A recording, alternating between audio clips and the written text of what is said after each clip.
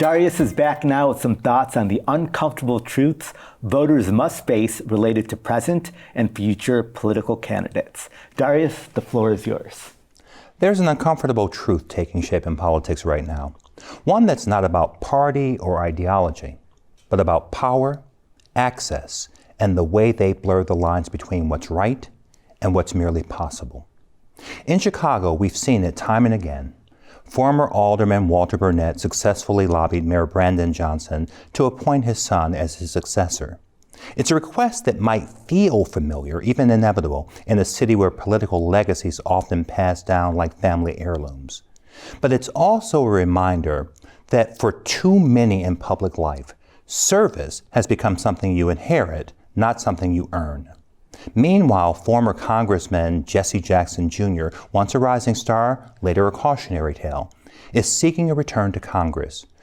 Redemption stories can be powerful, but they can also test voters' capacity for forgiveness versus forgetfulness.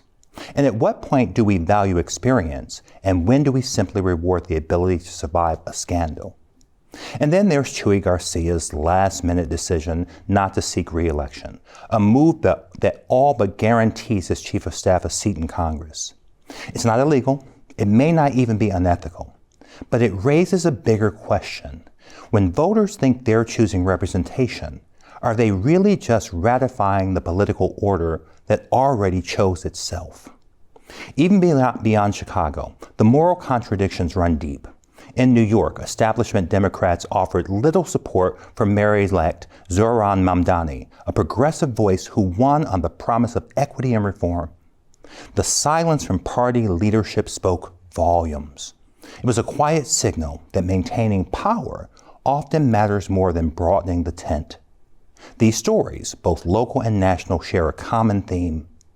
The heroes and villains of politics are no longer so easy to spot. The good guys are sometimes pragmatic to a fault. The bad guys occasionally principled when it suits them. I'm side-eyeing you, Marjorie Taylor Greene.